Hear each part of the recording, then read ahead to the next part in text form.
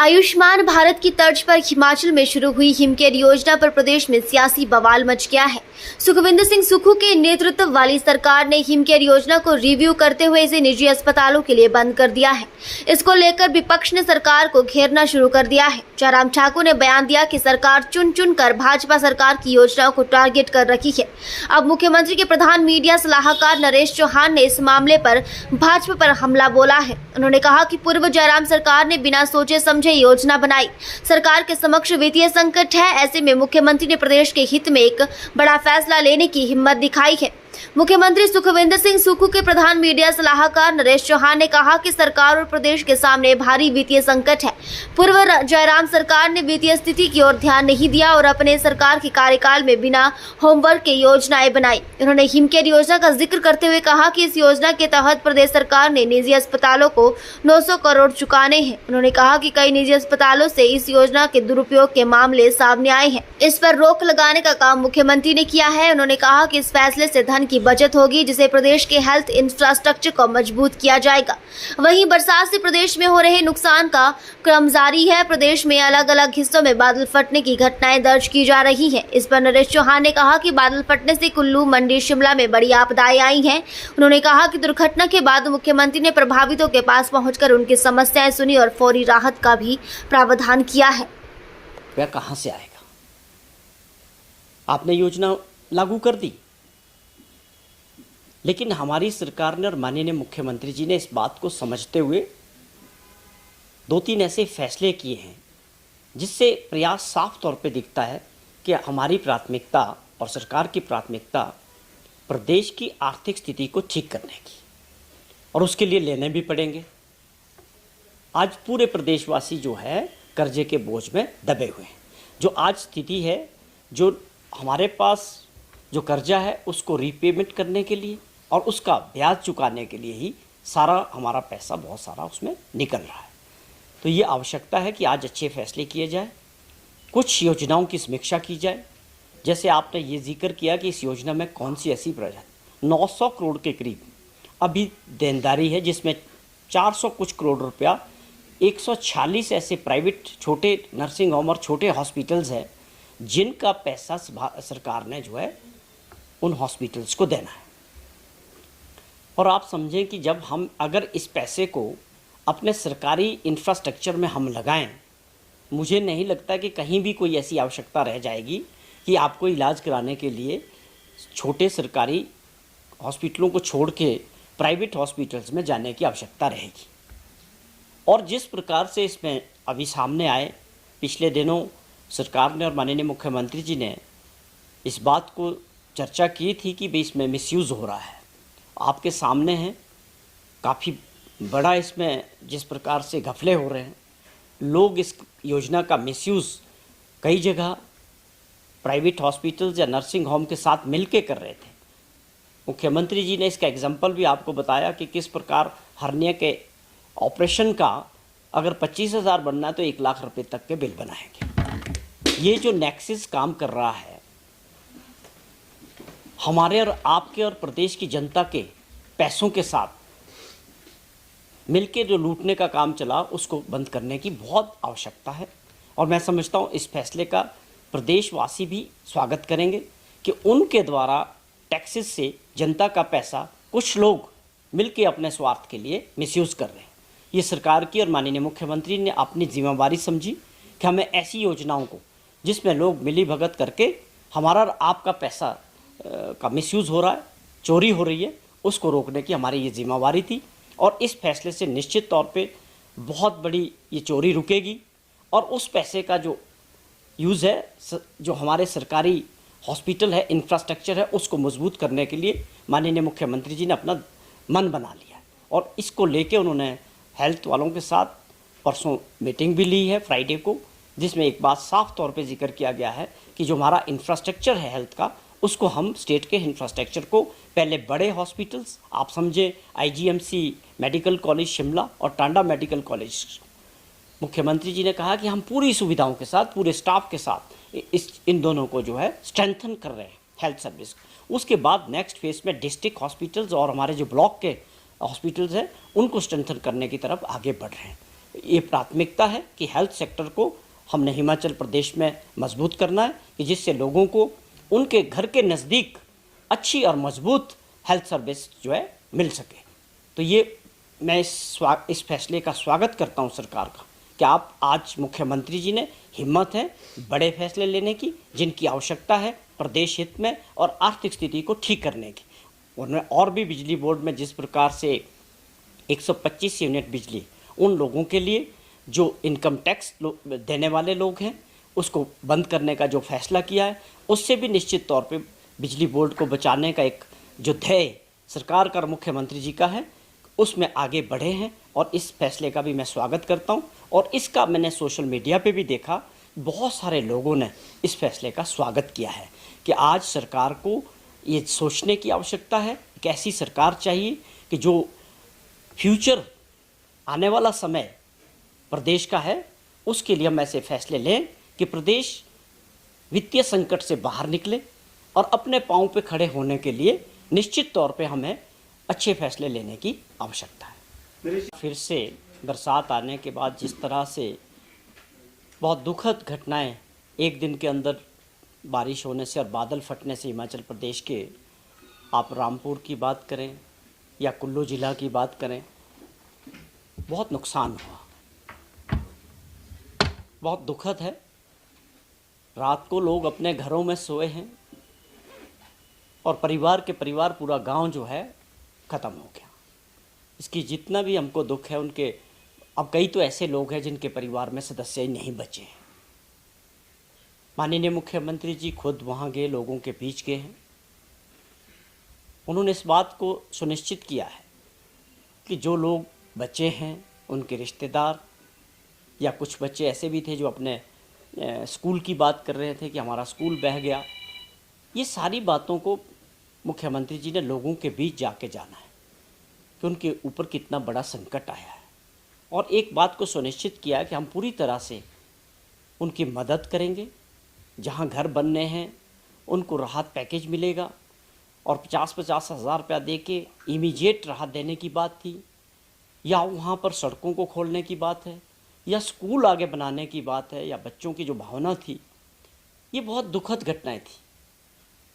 जब social media पे हम और आप भी देखते हैं तो ये दिल को दहलाने वाली घटना थी। जिस प्रकार 2 घंटे के अंदर पूरा गांव समेज में जो है बह गया रामपुर के साथ। उसी प्रकार बागी पुल में निर्मंड के साथ दुखद घटना हुई। मंडी में लोगों ने अपनी जानें गंवाई हैं और कुल्लू के अंदर भी प्रोजेक्ट में जो कुछ हुआ वहाँ भी लोग फंसे थे। उनको प्रशासन ने आदेश थे, सबको बाहर निकाला। सारी एजेंसीज और प्रशासन जो है हर जगह काम में लगा हुआ है। सबसे पहली प्राथमिकता सरकार की थी कि लोगों को राहत मिलनी चाहिए।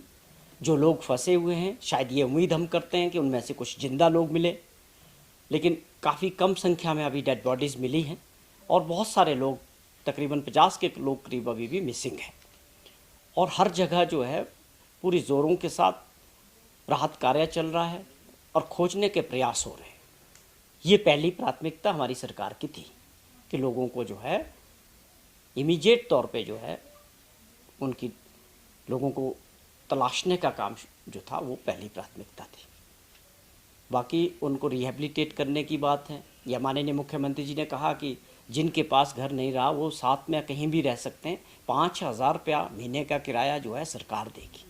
बाकी जो हमारा मैनुअल है उसके हिसाब से पूरी मदद लोगों की जाएगी, क्योंकि एक बहुत बड़ी घटना है। बहुत लोगों ने अपनी जान माल का नुकसान हुआ है और सरकारी संपत्तियों का, सड़कों का, पानी की स्कीमों का, बिजली की स्कीमों का भी बहुत नुकसान हुआ है। नेचर की जो मार है हिमाचल प्रदेश को पिछले साल भी बहुत पड़ी और इस बार भी ये बड़ा नुकसान। सांसद कहीं नजर नहीं आए हैं। समय है या नहीं है, मैंने कहीं सोशल मीडिया पे पढ़ा कि वो कह रही थी कि मुझे ऐसा कहा गया कि आप अभी इधर ना आए अपने क्षेत्र में, अपने लोगों के बीच। जिन लोगों ने उनको चुन के भेजा है, अभी बहुत कम समय हुआ। वैसे हम टिप्पणी नहीं करना चाहते, लेकिन बड़ी दुर्भाग्यपूर्ण स्टेटमेंट थी अगर उन्होंने ऐसी बात कही कि मैं अभी जो है लोगों के बीच नहीं जा सकती, वहाँ खतरा है।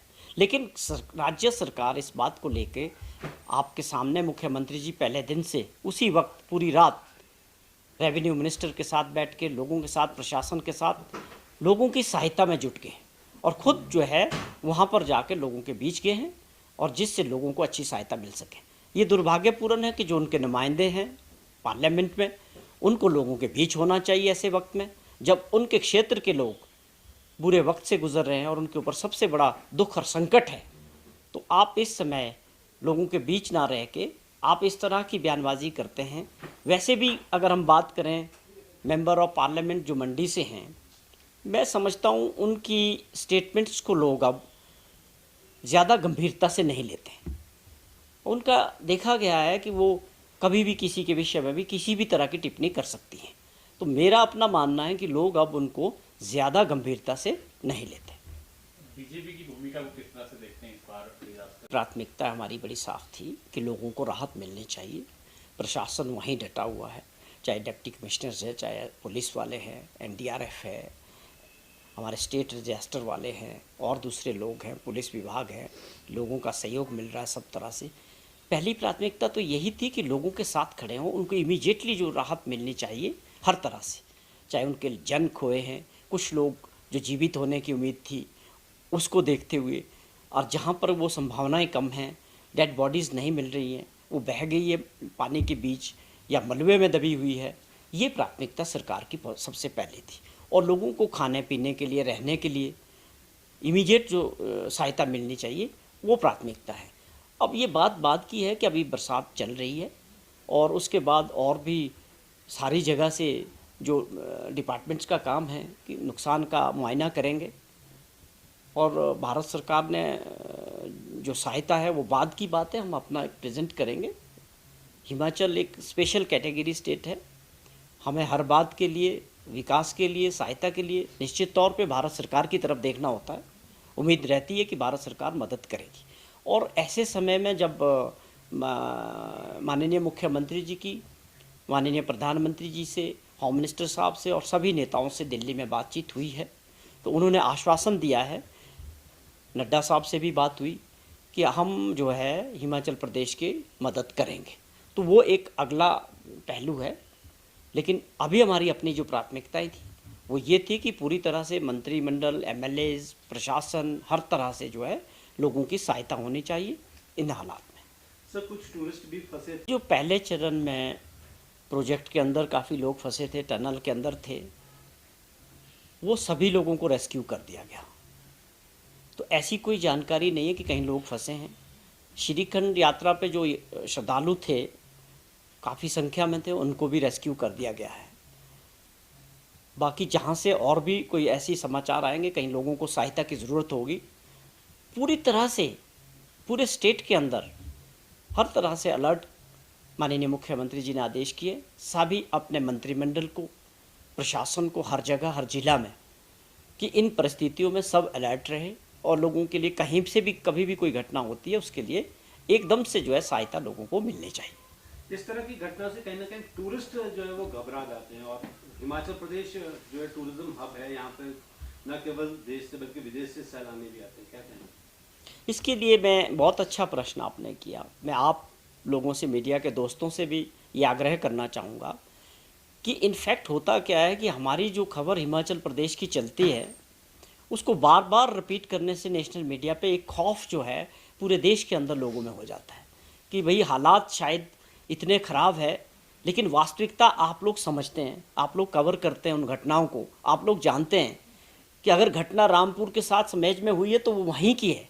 आप समझे कि पूरे शिमला जिला का नाम ज़रूर आया, लेकिन शिमला जिला में कोई सड़क अवरुद्ध नहीं है और आना जाना बिल्कुल नॉर्मल है। ये बहुत इम्पॉर्टेंट है। आप लोग भी, हम लोग भी, प्रशासन भी इस तो और ध्यान देने की बहुत आवश्यकता है कि हम लोग इसका विशेष ध्यान रखें कि हम एक पर्यटक राज्य हैं। टूरिज़्म हमारी जीडीपी का, स्टेट का एक बहुत बड़ी इंडस्ट्री है, चाहे वो रोज़गार की दृष्टि से है, चाहे आप रेवेन्यू की दृष्टि से बात करें। हमें सबको इस चीज़ का ध्यान रखना चाहिए कि हमारी किसी भी चीज़ से उस इंडस्ट्री को नुकसान ना हो।